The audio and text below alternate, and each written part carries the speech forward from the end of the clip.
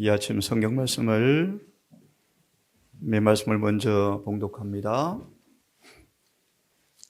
우리 이사야 5장 우리 펴줬으면 우리 잘 하시는 말씀을 읽겠습니다. 우리 18절부터 몇 구절을 먼저 보겠습니다. 거짓으로 끈을 삼아 죄악을 끌며 술의 줄로 함같이 죄악을 끄는 자는 화 있을진저. 20절 악을 선하다 하며 선을 악하다 하며 흑암으로 광명을 삼으며 광명으로 흑암을 삼으며 쓴 것으로 단 것을 삼으며 단 것으로 쓴 것을 삼는 그들은 화 있을진저. 29장 이사야 29장 9절을 먼저 읽습니다. 너희는 놀라고 놀라라. 너희는 소경이 되고 소경이 되라. 그들의 취함이 포도주로 인함이 아니요 그들의 비틀거림이 독주로 인함이 아니라. 대제 여호와께서 깊이 잠들게 하는 신을 너희에게 부어주사 너희의 눈을 감기셨으니 눈은 선지자요 너희 머리는 선견자라 라고 말씀하시면서 넘어가십시오. 13절 이 백성이 나를 가까이 하며 입술로는 나를 존경하나 그 마음은 내게서 멀리 떠났나니 그들이 나를 경외하면 사람의 계명으로 가르침을 받았을 뿐이라. 그러므로 내가 이 백성 중에 기이한 일, 곧 기이하고 가장 기이한 일을 다시 행하리니 그들 중에 지혜자의 지혜가 사라지고 명철자의 총명이 가리워지리라. 우리 예레미야를 좀 다시 펴십시오. 5장을 펴겠습니까? 예레미야 5장을 좀 보겠습니다. 30절, 31절을 먼저 봅니다. 이 땅에 귀기하고 놀라운 일이 있도다. 선지자들은 거짓을 예언하고 제사장들은 자신의 권력으로 다스리며 내 백성은 그것을 좋게 여기니 그 결국에는 너희가 어찌 하려느냐. 예레미야 17장 25절을 보시면요. 예레미야 17장 25절을 주석을 바로 좀 펴시기 바랍니다. 이사야, 예레미야, 에스겔 끊임없는 사랑의 회개하라는 책마의 기별이 거의 무의로 끝나버렸습니다. 그렇죠? 결과로 예루살렘이 멸망을 당하게 되었고 파처럼 경작함을 당하여 가시가 나는 터로 거룩한 도성이 변질되었고 그분의 백성들은 원수의 땅에서 노예가 되는 신세가 되었습니다. 왜 그런가? 이렇게 말합니다. 빛에는 소경이었고 기별에는 귀머거리가 되었다. 목사에 보내는 겉면 410페이지 보시면 많은 사람들이 지옥에서 불을 붙여서 설교 단상에 설 것이다. 그렇게 말합니다. 왜 이런 일이 벌어질까요? 하지만 많은 사람들은 그 기별을 좋아하더라. 빛에는 소경이었고 기별에는 귀머거리였다. 갑자기 드는 생각입니다, 여러분. 요한복음 10장을 연구해 보면 왜 많은 사람들이 타인의 소리를 목자처럼 듣고 갈까요? 왜 들을까요? 이런 말씀이었습니다. 마음속에 명료하게 주의 말씀이 들려왔을 때 조금 등한히 하면 마음은 혼란스러워지고 다른 음성이 들리기 시작한다. 그렇게 말해요. 그 음성은 사람들을 넓은 길로 인도할 것이다. 왜? 좁은 길은 어떻습니까? 불편하거든요. 이 말씀을 이렇게 이야기합니다. 예루살렘이 하나님께서 진리의 보고로 지정한 이곳이 네 번째 줄 보시니까 그들은 반역의 백성들이 되었다. 그리고 하나님께서 하실 수 있는 모든 일 중에서 독생자를 보내셨는데 성령과 하나님의 능력에 대해서 너무나 무지하였으므로 그들을 파멸해서 구원할 도움마저 그들이 거절하면서 상속자니 이 아들을 죽이자. 하나님은 이스라엘을 임명하셔서 이방의 빛이 되게 하셨고 그리하여 이방인들을 부르사 당신께 다시 충성케 하려 하셨으나 이스라엘은 스스로 빛에는 소경이 되었고 깨닫게 하시려고 보내신 기별에는 귀머거리가 되었다. 참 슬픈 일이죠. 시대의 소망 322페이지를 좀 펴봅시다. 시대의 소망 322페이지를 한번 펴보십시다. 322페이지 마지막 문단을 보시면 여기 펴놓으시고 출애굽기 4장 12절을 먼저 보고 소망을 좀 보겠습니다. 출애굽기 4장 12절을 먼저 보겠습니다. 21절, 4장 21절, 출애굽기 4장 21절 짧게 축약하면 바로가 마음을 강팍해 한다. 그죠? 바로의 마음이 강팍해 한즉 그가 백성을 놓지 아니하리라. 이 구절을 먼저 보고 소망을 보면 조금 더 좋겠습니다. 4장 21절 주석을 보시면 바로는 하나님의 신의 강력한 역사를 보았다. 그런데요, 인용한 말씀의 중간쯤 보시면 하나님의 섭리는 그분의 능력을 나타내고 있었지만 인식되지 않은 하나님의 현현은 더 큰 빛을 거절하도록 바로의 마음을 강팍해 하는 수단이 되었다. 분명하게 명시된 하나님의 뜻보다 자신의 생각을 높이는 사람은 바로 왕에게 말한 것처럼 이라고 말씀하시면서 이렇게 말합니다. 빛을 거절할 때마다 마음은 더욱더 강팍해지고 이해력은 더욱더 어두워진다. 이렇게 해서 많은 사람들은 옳고 그름을 구별하기가 어려워진다. 따라서 하나님의 뜻을 더더욱 담대하게 거절하게 되어진다. 폈으니까 그 다음 말씀도 좀 보겠습니다. 연이은 모든 증거에 대한 바로가 완강히 거절하자 하나님께서 바로를 자아의 손에 넘기셨다 라는 말씀인데요. 그 증거들을 계속해서 강하고 완고한 하나님의 도전자가 되게 하였다. 이스라엘도 마찬가지입니다. 광야에서 수없는 증거를 보았지만 또 반역하고 또 반역하자 끄내는 가나안 땅에 들어가지 못하잖아요. 유한한 인간이 무한하신 하나님의 명하신 뜻에 대항하여 싸우는 일이 계속되었다. 바로 이 경우는 성령을 거스르는 죄에 대하여 분명한 예정이 되었다. 사람이 무엇으로 심든지 그대로 거두리라. 주께서는 조금씩 성령을 거두어 가셨다. 조금씩 성령을 거두어 가셨다. 당신의 제어하시는 힘을 옮겨가신 후에 하나님은 그 왕 바로를 모든 폭군들 중에서 가장 포악한 자의 손에 그를 넘기셨다. 하나님께서 강팍히 하신지라 말의 의미를 잘 설명합니다. 소망에 돌아와서 322페이지는 말합니다.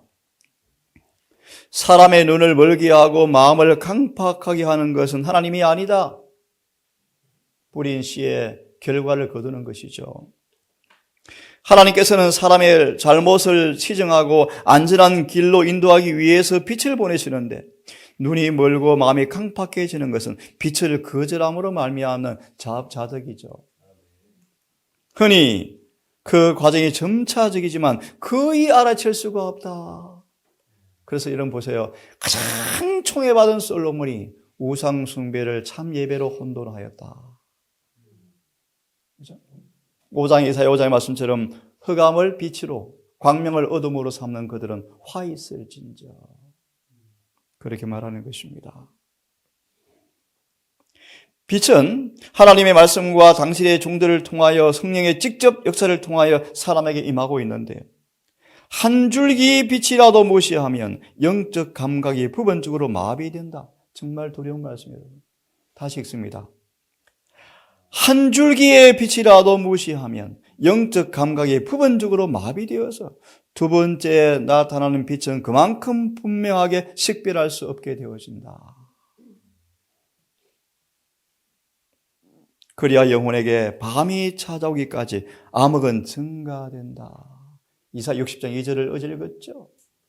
빛이 진리리 영혼의 마음을 찾을 곳을 찾았지만 찾을 길이 없어서 하나님의 천사들이 초림의 기쁜 소식을 전하지 못하고 하늘로 갈 뻔했지 않습니까?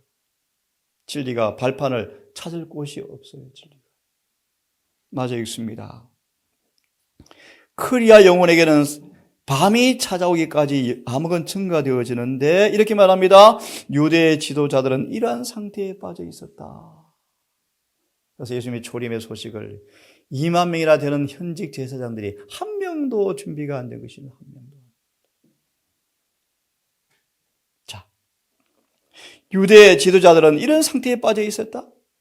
그들은 하나님의 능력이 그리스도와 함께 하신다는 것을 확신하였는데, 여러분, 확신하였는데요. 진리를 대적하기 위해서 성령의 역사를 사탄에게 돌렸다. 조금 전 TM 410페이지를 인용해 드렸습니다. 조심스럽게 말씀하셨는데 예리신에도 남은 교회 안에 설교 단상에 지옥의 보존 횃불을 가지고 많은 사람이 단상에 설 것이다. 정말 무서운 얘기예요, 여러분. 그런 걸 듣고 있지 않습니까? 맞아 있습니다. 이렇게 함으로 그들은 고의로 기만을 선택하였고 그들은 사단에게 굴복하였으며 그때 이후로 그의 능력에 지배당했다. 예, 왜 눈이 어두워졌는지 우리 보게 되어집니다. 그럼 이 시간 이제는 우리 어쩌고 영적으로 식별력을 가질 수 있을까? 누가복음을 좀 펴시기 바랍니다. 누가복음 2장을 펴십시오. 누가복음 2장 미리 답을 드립니다. 받은 빛대로 살아야 합니다. 그렇죠? 누가 2장 25절과 32절을 보시면 25절과 32절을 보시면 특별히 25절 27절까지만 읽습니다. 이 말씀은 제가 참 사모하는 말씀입니다. 시몬이라 하는 사람이 있는데 의롭고 경건하여 이스라엘의 위로를 기다리는데 성령께서 그 위에 계시더라. 특별히 이 말, 성령께서 그와 함께 계시더라. 26절 성령께서 시몬아 너는 죽기 전에 메시아를 보게 될 것이라. 나는 성령의 지시를 받았더라. 27절 성령께서 이끄셔서 직접 이끄셔서 원어는 그렇게 되어 있습니다. 감동으로 성전에 들어가매 마침 아기 예수를 마리아 요셉이 안고 들어오는지라. 시몬이 30절 내가 눈이 주의 구원을 보았습니다. 미리 보실래요? 이 말씀에 2장 25, 32절에 두 부류의 사람을 대표하는 것을 먼저 보시면 시몬과 제사장들이 지금 교회에 앉아 있는데 이들은 두 부류를 상징하는데 기쁨으로 가르침을 받기 때문에 성령의 인도를 받는 사람과 모든 진리 가운데로 인도하는 빛을 거절하기 때문에 흑암의 권세의 영으로 인도받아 매일 흑암 속으로 가는 사람을 대표한다. 두 부류가 있다. 시몬은 성령의 은혜를 통해서 주님의 사명을 깨닫게 되었고 성령께서 그의 마음에 감명을 시켰지만 제사장과 율법사들은 원수의 영이 주입되어 있었다. 오늘 나도 똑같은 영이 사람들의 마음에 가마를 끼침으로 사람들의 마음을 힘있게 다스려서 성령의 호소를 무효하게 만드는 일이 지금도 일어나고 있다고 말합니다. 그러면 본론요, 어떻게 시므온이 눈이 밝았을까? 앞에 말씀 보시면 이렇게 말합니다. 시므온은 하늘의 분위 가운데서 생활하였다. 시므온이 제사장의 팔에 안겨있는 아기를 보자마자 영감을 받았다. 여호와의 신이 임하였다. 예언의 신이 임하였다. 그런 표현도 씁니다. 시므온은 예언의 신이 임하였어요. 그걸 다른 말로 영감이 임하였다. 영감을 받았다. 성령께서 마음에 감동을 주었다는 것입니다. 시므온은 이 어린 예수에게 아무런 외모의 증거가 없었지만 시므온은 하늘의 분위 가운데 살아왔었다. 그때 아기 예수를 보자 의의 태양의 밝은 빗줄기가 그에게 영적 식별력을 주었다. 예언의 신이 임한 것입니다. 그의 생의 순결성은 그가 받은 빛과 일치하였고, 그러므로 아무런 힘이 없는 갓난 아기를 바라보자 이분이 메시아라는 계시를 받을 준비가 되어 있었다. 중요한 말씀이죠. 유대인의 편견으로 말미암아 두 번째 문단요, 비추임을 받은 그의 마음은 모든 빛의 근원이신 분에게서 흘러 넘치는 빛을 받아들였다. 그리스도는 유대인들의 소망임은 물론이요 이방인들의 소망이 되실 것을 보았다. 유대인들의 편견으로 생긴 유전의 벽이 시몬의 마음에는 없었다. 그런 메시아가 모든 사람을 구속하시도록 되어 있다는 것을 시몬은 깨달았다. 다시요, 그는 하늘의 분위기 가운데서 살아왔습니다. 요한복음 15장을 펴겠습니까? 받은 빛으로 사는 사람들. 받은 빛으로 살 때 우리는 더 밝은 빛을 받을 준비가 되어지지만 그리하지 아니하면 서두에 본 것처럼 점점 어둠이 더 심해져서, 그렇죠? 하나의 빛도 통과할 수 없을 만큼 어두워질 거예요. 그러면 성령은 거두어집니다. 15장 22절, 요한복음 15장 22절을 보겠습니다. 내가 와서 저희에게 말하지 아니하였다면 죄가 없었으려니와 지금은 그 죄를 핑계할 수가 없느니라.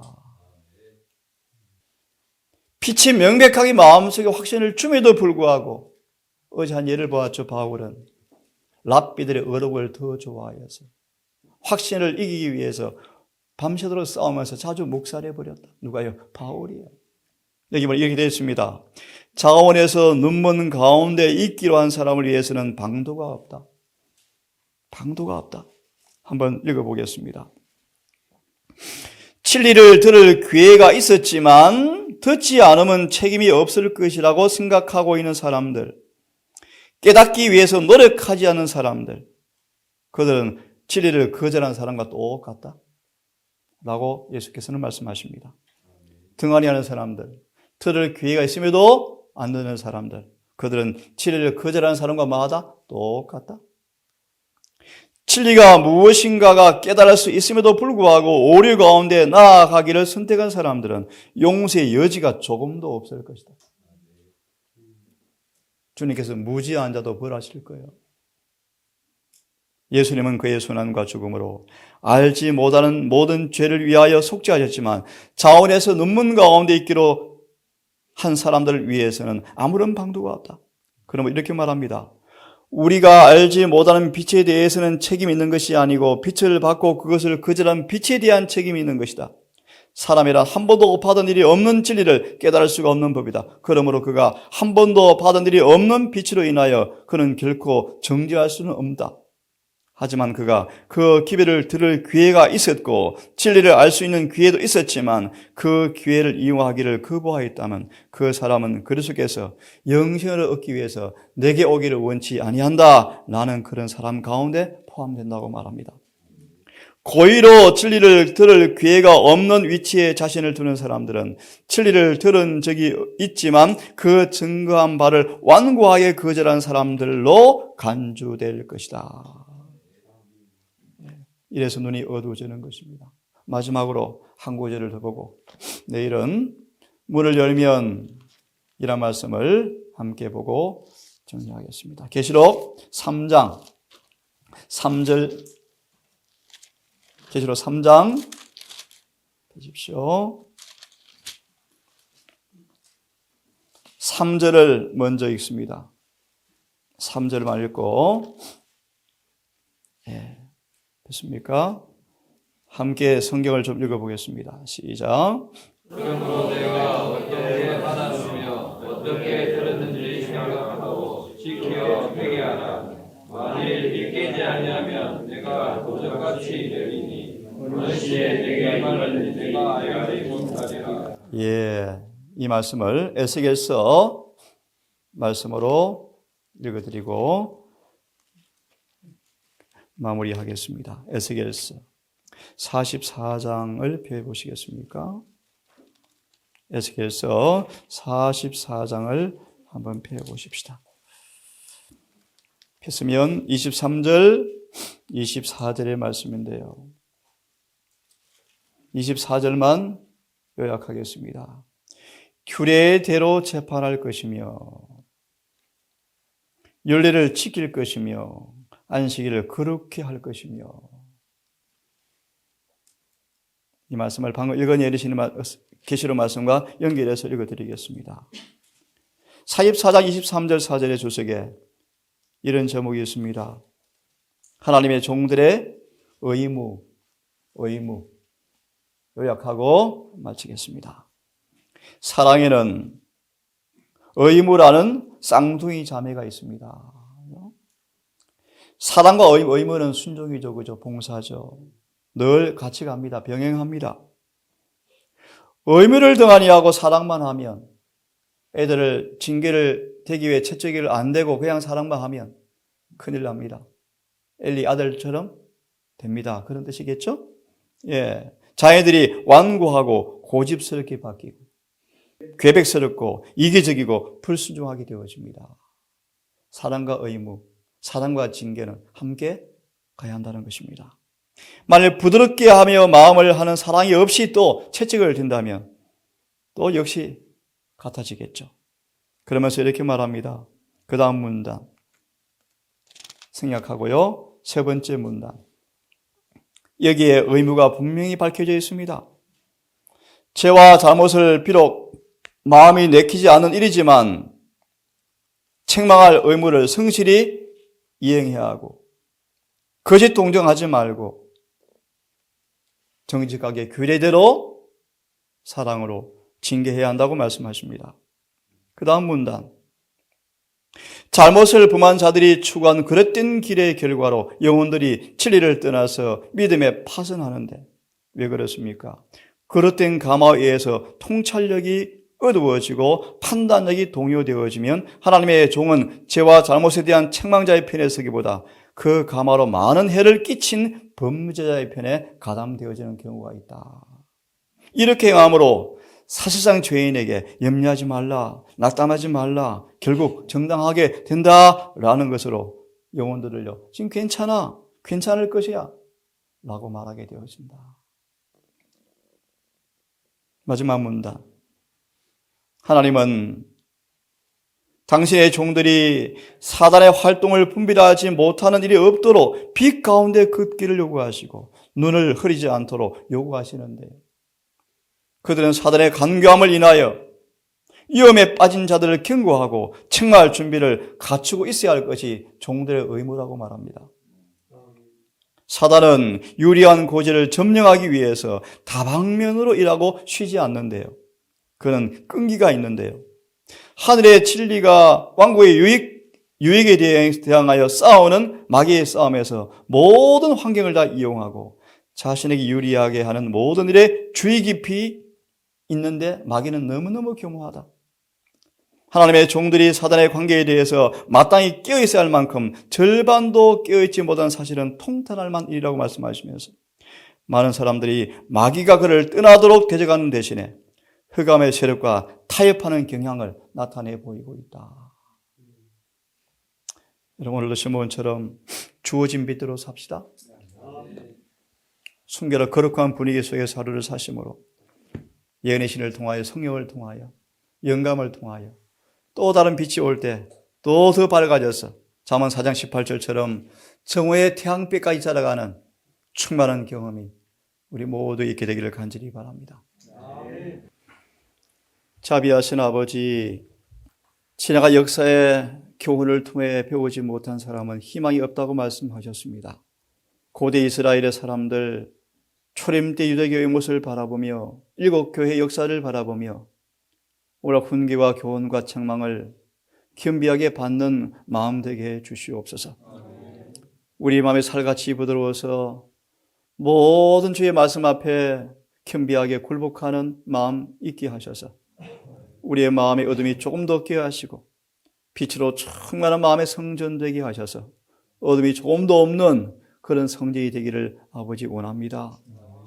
주여, 우리를 돌아보게 하셔서 어둠이 있는지 밝히게 하시고 어디에 죄가 숨어 있는지 알게 하시고 무엇이 그릇되었는가 알게 하셔서 우리 의사, 우리 주님 한 번도 실패한 적이 없는 능하신 손길에 우리를 내어 맡김으로 능히 고침받고 강건하여서 책망할 것이 없는 모습으로 주님 앞에 서는 우리의 경험이 기쁨으로 날마다 이루어지게 해 주시옵소서. 오늘도 시몬처럼 밝은 하늘의 분위기 가운데 있기를 원합니다. 우리의 말과 언어와 우리의 모든 관심들이 성령을 통하여 강건하신 은혜를 통하여 하늘에 연결되어지기를 아버지 사모하오니 성령님, 오늘도 우리 발길을 인도해 주시고 특별히 우리 동산에 있는 어린 아이들, 연로하신 어르신들 기억하셔서 이 어른 시기에 영성을 잘 준비하는 지혜를 받게 하셔서 아이들은 튼튼하게 건강하게 아름답게 자라게 하시고 어르신들은 영생을 준비하는 마지막 촉박한 시기에 촉박한 시간을 지혜롭게 잘 활용하여 모두 다 구원에 이를 수 있도록 은혜 베풀어 주시옵소서. 예수님 이름으로 기도드리옵나이다.